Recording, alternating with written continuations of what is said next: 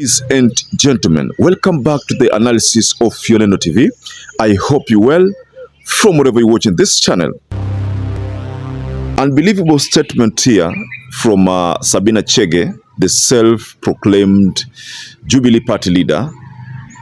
SABINA CHEGE seems to be begging the people in Mount Kenya, who seems to be waiting for them to wreak havoc on their political future.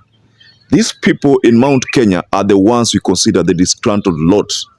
The people who feel that SABINA CHEGE and the team orchestrated the removal of Rigathi Gachagua, and ones that believe that SABINA CHEGE could have misled them, and they feel disgruntled.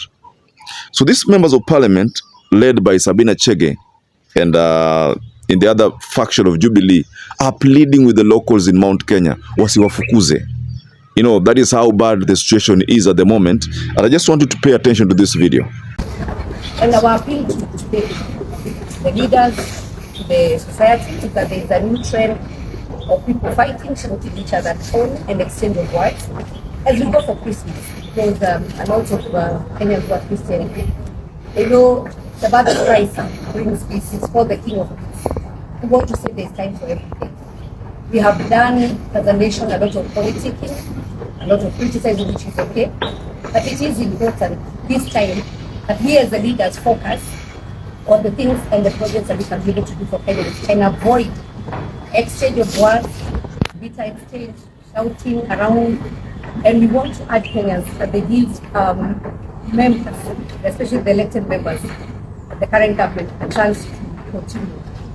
Ladies and gentlemen, without wasting a lot of time, you can tell that SABINA CHEGE is begging in advance for these people not to attack them. You know, this is what I'm seeing here is a hostile ground. SABINA CHEGE anticipates a hostile ground, and as a result, made this press statement to try to cool down these people who are planning to shoot them down whenever they try to make any political moves in the area. So, ladies and gentlemen, I want us to go extensively into this matter because we are approaching Christmas, by the way. And since we are approaching Christmas, it seems SABINA CHEGE wants to take advantage of the fact that we are approaching Christmas to use that feeling of Christmas to try to plead with the locals, to welcome them back, to allow them back, to forget what happened.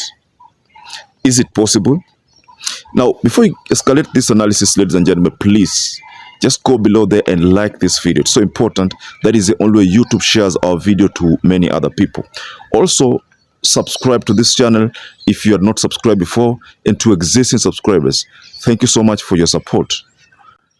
What else does SABINA CHEGE expect from the locals there?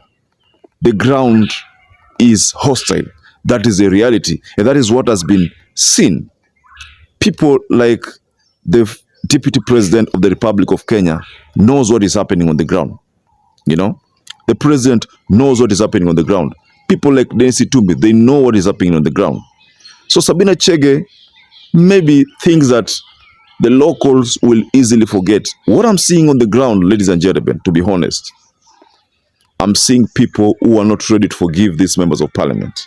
Mind you, they made two mistakes. The first mistake was the finance bill. The second mistake was impeaching Rigathi Gachagua. So the big question is, will they really forget these things?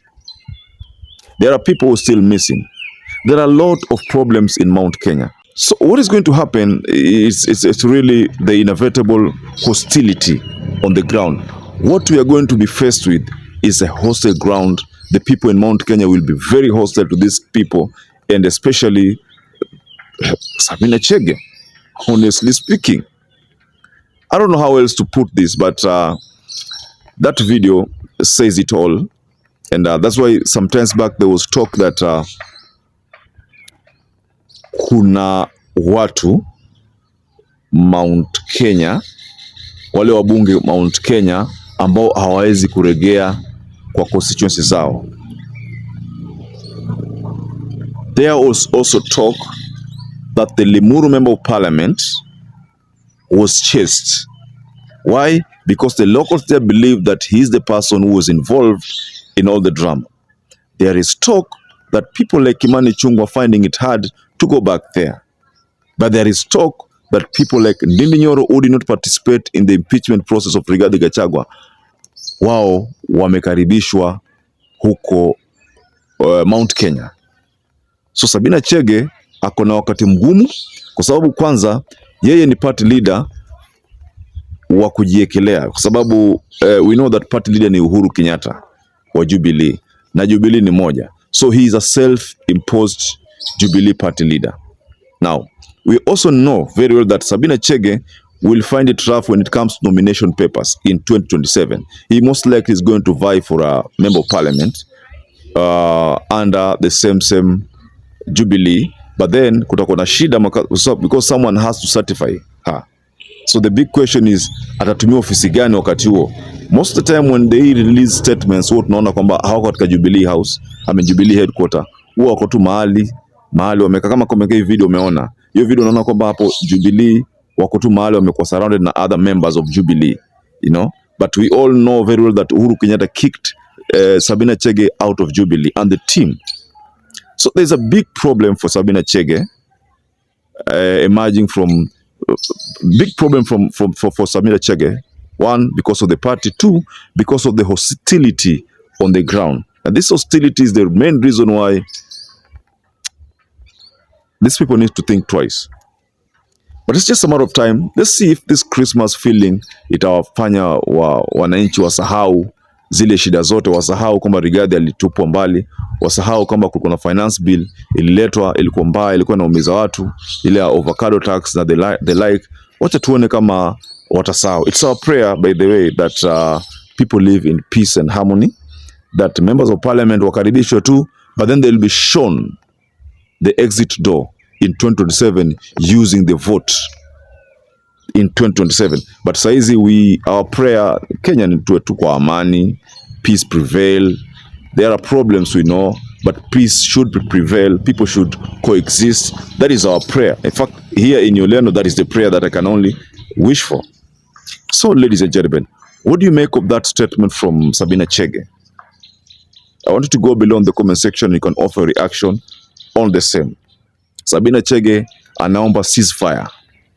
Wale locals wamsamee, wasikashifu sana wabunge kwa sababu ni Krismasi.